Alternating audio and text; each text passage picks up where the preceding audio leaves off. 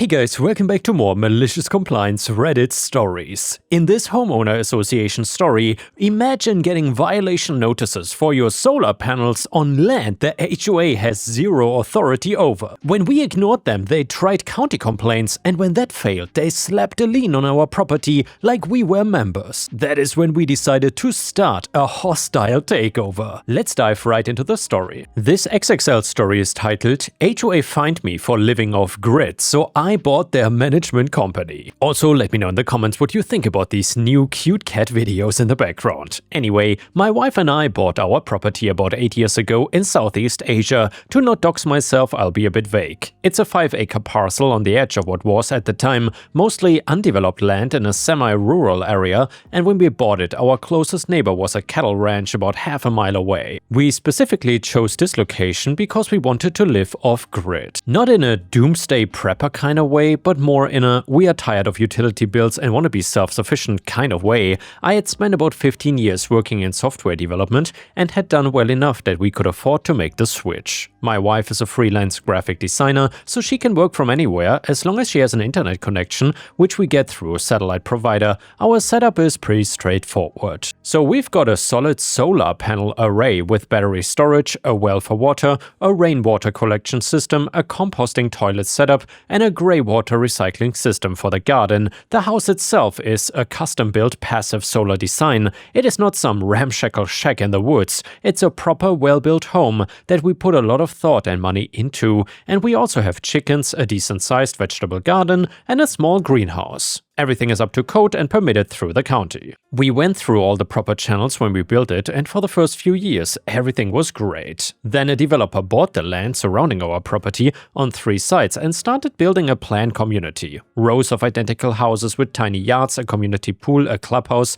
the whole 9 yards. They formed an HOA and hired a management company to run it. The development was called something like Morons United Estates or whatever these places always call themselves. Our property was explicitly not part of this development. We were here first, our deed has no covenants, no restrictions, no HOA membership, and we checked this about 50 times with our real estate attorney before, during, and after the development went in. Our property is completely separate and independent. The development filled up pretty quickly, and for the first year or so after people moved in, we had 0 issues. Some of the new neighbors were actually really nice to us. A few of them would walk by our place and ask about the solar panels or the garden. We would chat, share some vegetables, and normal friendly neighbor stuff. Then the HOA had their board elections. The guy who got himself elected president was, and I say this with the benefit of hindsight and extensive personal experience, one of the most insufferable human beings I've ever encountered. He was a recently retired mid-level insurance adjuster who apparently needed something to fill the power vacuum in his life. He moved into the development about 6 months before the election and immediately started complaining about just everything. Within weeks of taking over the board, he had assembled a crew of like-minded busybodies and started running the HOA like it was his personal kingdom. His first target was the homeowners in the development itself. Fine lengths started getting measured with rulers, paint colors were being scrutinized with those little sample chips from the hardware store. Someone got fined for having a garden hose visible from the street, just the standard HOA tyrant stuff. But then he turned his attention to us.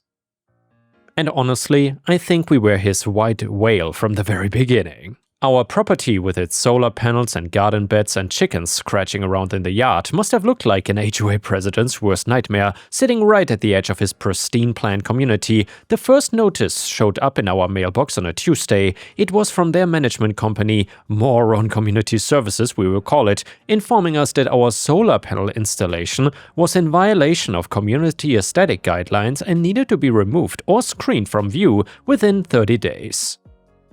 There was a $50 fine attached. I laughed, my wife laughed, and we threw it away. The second notice came 2 weeks later. This one was about our chickens. Apparently, livestock was prohibited within the community boundaries. There was another $50 fine. We threw that one away too. And by the way guys, for security/personal anonymity reasons, as OP stated in the beginning, I changed the currency to US dollars to make it easier to understand for you. Also, since OP wanted to be anonymous, I feel like he kind of doxed himself by using the local currency. Maybe that's an oversight on his part or something. Anyway, the 3rd, 4th and 5th notices came over the next month. Our compost bins were apparently a health hazard, our rainwater collection barrels were an eyesore, and our greenhouse was an unauthorized structure. Each one came with escalating fines, $75, $100, $150. I finally decided to respond. I wrote a very polite letter explaining that our property was not part of the HOA and that we had no covenant obligations and that we would appreciate it if they would stop sending us violation notices. I included a copy of our property deed showing our parcel numbers and boundaries, highlighted the relevant sections, and mailed it certified to both the HOA board and Moron Community Services, aka the community management company. A week later, I got a response. Not a letter, the board president himself showed up at our front gate. I walked out to meet him, and the first thing out of his mouth was, "So you're the ones bringing down property values around here, huh?" I told him that our property was here before his development even existed and that we were not part of his HOA. He actually laughed at me and said something along the lines of, "That's what everyone says until they get the bill. The covenants run with the land around here. Your property is surrounded by ours, so it falls under our jurisdiction. You will comply with our community standards one way or another, sooner or later." Famous last words. Little did he know I would indeed comply with his standards at some point, just in a totally different way than he would expect. And by the way, guys, please don't forget to watch the entire video until the end, because this is really an XXL story and you don't want to miss the ending. Either way, if you enjoy these malicious compliance stories, please don't forget to like the video and post a comment if you want to support me. Anyway, what he said is of course completely false. That is not how covenants work, that's not how property law works, and that's not how any of this works. I told him as much, and he got red in the face and told me I would be hearing from their attorney. Over the next few months, things escalated badly. The violation notices kept coming, now at a rate of about 2 per week, and the fines kept climbing. They sent us a past due invoice totaling over $4,000. We ignored it, and then we got a letter from an attorney representing the HOA threatening legal action if we didn't pay the accumulated fines and bring our property into so-called compliance with community standards. My wife and I hired our own attorney. She sent a cease and desist letter laying out in very clear terms that our property was not subject to the HOA's authority and that the fines were illegitimate, and if they continued harassing us, we would pursue legal action for harassment and attempted extortion. That shut them up for about 2 months, but then they tried something new. One morning, I woke up to find that someone had called the county health department about our composting system. Someone had also filed a complaint with the county building inspector about our solar panel installation and our greenhouse, and someone had reported our chickens to animal control. 3 separate complaints, all filed on the same day. What a coincidence. Here's the thing though, everything on our property was properly permitted and up to code. The health inspector came out, looked at our composting system, and said it was one of the nicest setups he had ever seen. He actually asked me for details about our design because he wanted to recommend it to other people in the county. The building inspector confirmed all our permits were current and everything was built to spec. He shook my hand on the way out and said our solar installation was the cleanest residential setup in the county. Animal control confirmed our chickens were within the county's allowable limit for agricultural zoning and that the coop was well maintained and humane. Every single complaint was unfounded and every inspector basically complimented our property, but the inspections still cost us time and stress. Each one required us to be home, required us to walk around the property with an inspector for an hour or 2, and required us to dig out permits and paperwork. My wife had to reschedule client deadlines, and I spent an entire day just organizing documentation. That was the point. They could not beat us on the merits, so they were trying to grind us down with bureaucratic nonsense, and then they went nuclear. I got a notice that the HOA had placed a lien on our property for the so-called unpaid fines. Let me say that again, they placed a lien on a property that was not even part of the homeowner association for fines they had no authority to levy. Our attorney was livid. She filed a motion to have the lien removed, and the judge was not amused about all of this. The lien was thrown out and the HOA was ordered to pay our legal fees for that particular action, which came to about $3,000. The judge also warned the HOA's attorney that any further attempts to assert jurisdiction over non-member properties would be considered frivolous. You would think that that would be the end of it, but their board president confronted me at the gas station in town about a week after the lien got tossed. He walked right up to me at the pump and jabbed his finger at my chest. "This is not over," he said. "You will comply with our community standards one way or another. I don't care what some judge says. As long as I'm running this community, your little hippie compound is gonna follow the rules." "Your rules don't apply to me," I said. They will. I'll make sure of it. I'll make your life so miserable you will either comply or you will sell. Well, now up until this point, I'd been playing defensive. I had been patient, I'd been reasonable, I had let the legal system handle everything, but standing there at that gas pump watching this red-faced retired insurance adjuster threaten to make my life miserable because I had the audacity to live on my own property in a way he didn't approve of, something shifted in my brain. He wanted compliance? I would give him compliance, just not the kind he was expecting. See, here's the thing about HOA management companies. Most people don't think about them much. They are the companies that handle the day-to-day operations of an HOA here, collecting dues, enforcing rules, managing maintenance contracts, organizing board meetings, that sort of thing. The HOA board sets the policy and the management company executes it. In this case, Moron Community Services was the company sending us all those violation notices on behalf of the board. I started doing some research, and what I found was interesting. Moron Community Services was a small LLC that managed about a dozen HOAs in the region. It was owned by one guy who had started it about 20 years ago, and the business was basically him, a part-time office manager, and a couple of compliance officers who drove around the various communities looking for violations. It was a modest operation, not some huge corporate entity. Their annual revenue was decent but not spectacular, and mostly from management fees charged to the HOAs they serviced. Their profit margins were thin because the owner had not raised his rates in years and his operating costs had crept up. In short, it was the kind of small business that works as a lifestyle business for one person, but is not exactly a gold mine. What really caught my attention was a conversation I had with a buddy of mine who works in commercial real estate. I was telling him about the HOA situation over beers one night, mostly just venting, and he mentioned that he had heard that the owner of this management company, I'm talking about what I called Moron Community Services, was looking to retire. The guy was in his mid-60s, had some health issues, and was apparently looking for a buyer, or at least someone, to take over the business. My buddy said it as a joke, "You should just buy the company and shut them down yourself." I didn't laugh though, I went very quiet. My wife looked at me across the table and said, "I know that look, what are you thinking?" "Something stupid," I said. Something really stupid. It wasn't stupid though. Over the next few weeks, I quietly reached out to the owner of the management company through a business broker. I didn't use my real name initially. I set up a new LLC for the purpose of the acquisition and had the broker make the approach on behalf of this LLC. The owner was indeed interested in selling. He was tired and his health was not great, and managing HOAs had become more headache than it was worth. His asking price was honestly pretty reasonable for a small business with steady recurring revenue from management contracts. Here's the part that made this work. I had the money, 15 years of software development, smart investments, and living off-grid with minimal expenses meant we had a substantial amount saved up. The purchase price of the management company was significant but absolutely doable. I had my attorney review the management contracts the management company had with each of its HOA clients, including the contract with our friends at Moron United Estates.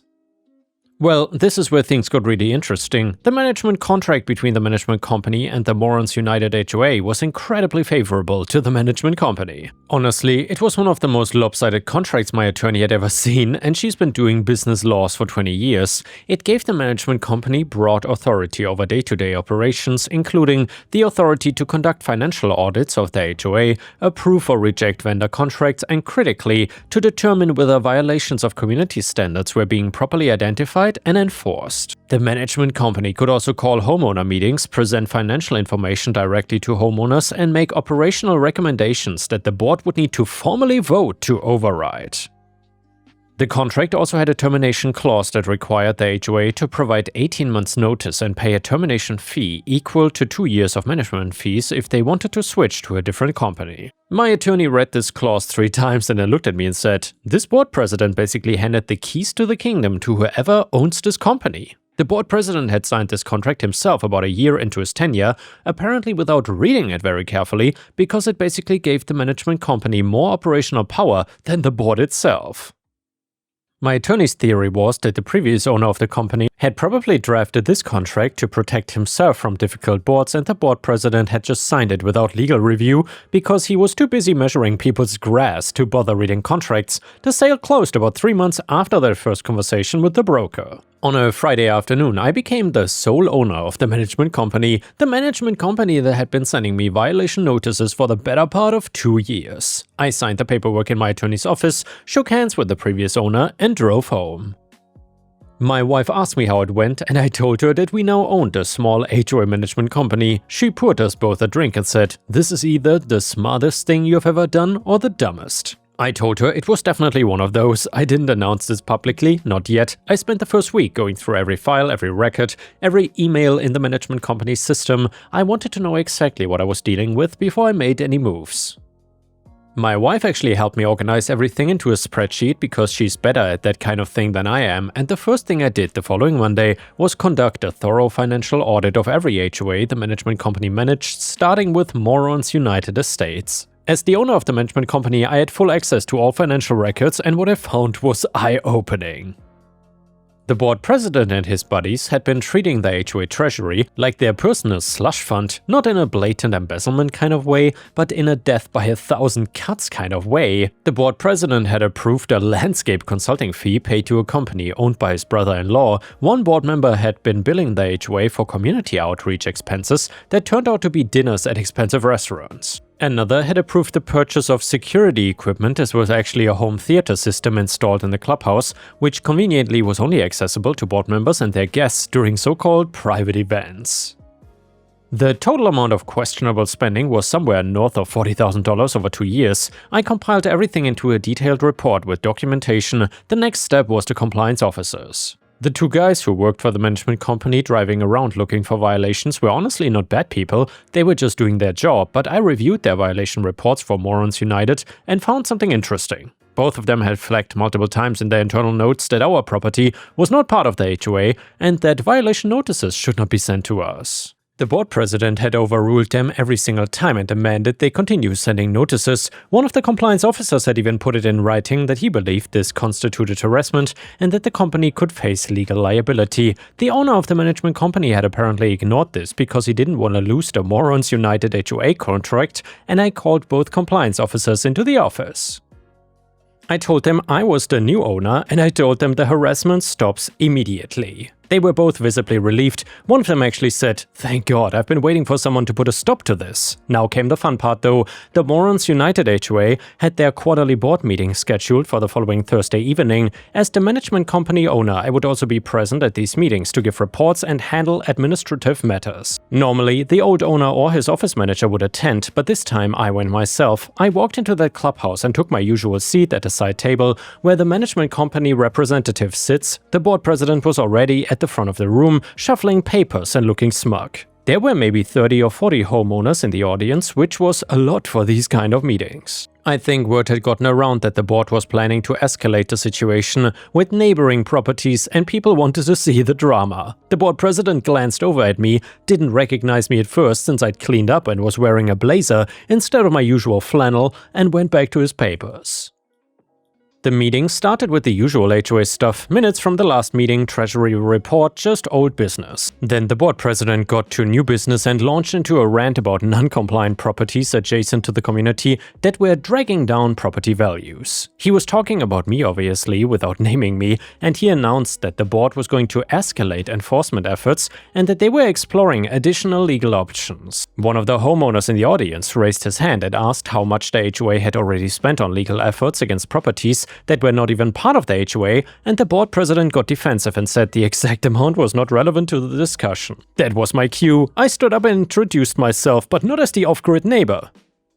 Instead, as the new owner of Moron Community Services, the HOA's management company. You should have seen the color drain from the board president's face. He recognized me immediately. "What is this?" he sputtered. "You cannot, this is a conflict of interest." I told him that actually there was no conflict of interest because I was there in my professional capacity as the owner of the management company that his board had contracted to manage this community. I then explained that as part of a routine transition audit, which is standard practice when a management company changes ownership, I had conducted a comprehensive review of the HOA's finances and operations, and I had some concerns. I presented my findings. I had prepared a clean professional summary of every questionable expense, every self-dealing transaction, every dollar that had been spent on things that didn't benefit the community. I had receipts and I even had invoices.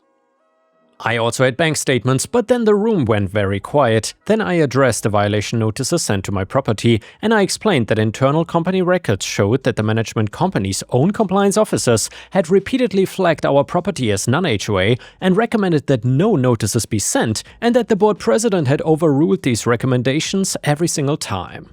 I pointed out that the HOA had already lost one legal challenge over this and had been ordered to pay our legal fees. The board president tried to shut the meeting down. He said the management company didn't have the authority to present financial information to homeowners without board approval. So then I pulled out his own management contract and read the relevant section out loud, the section that gave the management company explicit authority to conduct and present financial audits. The section he had signed himself. If you remember, he told me I would comply with the community's standards one way or another, and that is exactly what I did here. I made sure even the HOA president would comply with the community standards. That was my malicious compliance. The room erupted. Homeowners were furious. Not at me though. At the board, I could see people turning to each other with those, "Can you believe this?" expressions. A couple was whispering angrily in the second row. A guy with his arms crossed was shaking his head slowly. One woman stood up and said she had been wondering where her dues were going since the pool had been broken for 6 months, and nobody could give her a straight answer about when it would be fixed. A guy in the back row asked why the community landscaping looked terrible when they were apparently paying a landscape consulting firm thousands of dollars. He said his front lawn had more brown patches than green ones, and the common areas looked like nobody had touched them in months. Another homeowner demanded to know why the clubhouse was being used for private parties when it was supposed to be available to all residents. She said she had tried to reserve it for her daughter's birthday party and was told it was booked for a board function every weekend for 3 straight months. The board president tried to defend himself, and he called me a fraud. He said I had bought the management company specifically to sabotage the HOA, and he said he was gonna fire the management company immediately and hire a new management company. I calmly reminded him of the termination clause in the contract, 18 months notice and a termination fee equal to 2 years of management fees. The HOA could not afford to fire me even if they wanted to. "You signed this contract," I said. "I'm just honoring it." His face went from white to red to a shade of purple I didn't know human skin could even produce. One of the other board members, who I think was genuinely unaware of most of the financial shenanigans, turned to the president and said, "Did you actually sign a contract with those terms?" And the board president started telling that this was a setup, that I was trying to destroy the community, and that none of this was legal. A homeowner in the back called out, "If it's not legal, then sue him." "Oh wait, you already tried that with his property and lost." The meeting devolved from there. Multiple homeowners called for a vote of no confidence in the board. Under the HOA's own bylaws, which I had of course read thoroughly, a majority vote of homeowners present at a general meeting could call for a special election to replace board members. That night, with over 30 homeowners present, they voted overwhelmingly to remove the board president and 2 of his allies from their positions. The vote was not even close. It was something like 28-4. The board president stormed out of that meeting yelling that he was gonna sue everyone in the room. His wife was waiting in their car. You could hear her asking him what happened, and his response was just incoherent, angry sputtering. Over the next few weeks, I worked with the remaining board members and a group of homeowners who volunteered to form a new interim board. We conducted a full financial reconciliation and identified just over $42,000 in questionable expenditures. The new board voted to pursue recovery of those funds from the former board members. The former board president hired a lawyer, but once his lawyer actually looked at the documentation, I'm told he recommended settling quickly and quietly, which is what happened. The former president repaid about half of the money, and the other former board members covered the rest. Thankfully, the president sold his house not long after that and moved away. The former board president's brother-in-law's landscape consulting company was dropped as a vendor. An actual landscaping company was hired at half the cost, and the community grounds started looking better within a month. The pool was fixed within 2 weeks of the new board taking over, and it turned out the repair was a pretty simple pump replacement that should have been handled months ago. The clubhouse was opened up for all residents to use, and the new board started organizing actual community events instead of private dinners for board members. I'll tell you something that surprised me though. A lot of the homeowners in Morons United HOA came up to me in the weeks after that meeting to thank me, not just for exposing the financial problems, but for standing up to the board in the first place. Several of them told me they had been afraid to push back because the board president had a reputation for retaliating against anyone who questioned him. As for our property, the new board passed a formal resolution acknowledging that our parcel was not part of the HOA and that no violation notices or fines would be issued to us now or in the future. All outstanding fines against our property were officially voided, not that they were ever valid in the first place. I continued to run the management company for about a year after the acquisition, and honestly, it turned out to be a decent little business once I cleaned it up. I improved the processes, gave the compliance officers raises since they were underpaid for what they dealt with, and focused on making sure the HOAs we managed were actually being served well, rather than just being milked for fees. When I was ready to step away, I sold the management company to one of the compliance officers who had been eager to move into management. He's running it now and doing a great job, and the new HOA board is actually great as well. They focus on things that matter, like maintaining common areas, organizing community events, and keeping the finances transparent. And yeah guys, let me know in the comments, if you would have been in OP's shoes, would you have kept the HOA running, or would you have tried to shut it down entirely? Let me know in the comments, and also let me know where you are watching from today. And now let's move to another malicious compliance story. And the next one is titled, "Customer always found a mistake, so we complied." This goes back to around 1990s. I was an independent designer for a few different printing businesses in the south suburbs of Chicago. Back then, computers were fairly new, and print shops were still old school. Those inserts you found in newspapers, they were still hand-lettered back then. I would design brochures and flyers, laser print proofs, scan photos. A 150 dpi HP scanner was like $1,200, that's like $5K today, and so on. Anyway, one of the print shops had a customer that always found an error with the work, would demand a new proof, and not authorize the job until he signed off on the new proof every single time. "This line is crooked, this word is too dark," and so on, so we came up with a solution. I would do two proofs, one was the original, the accurate one, and the other was an obvious intentional mistake. He would catch the mistake and ask for a new proof, and then he would be told to come back in an hour. It was usually a day or two, and he would come back and be shown the second proof, and he approved it every time. Demand that there's always a mistake? Here you go. And yeah guys, thanks for watching, I will see you again tomorrow.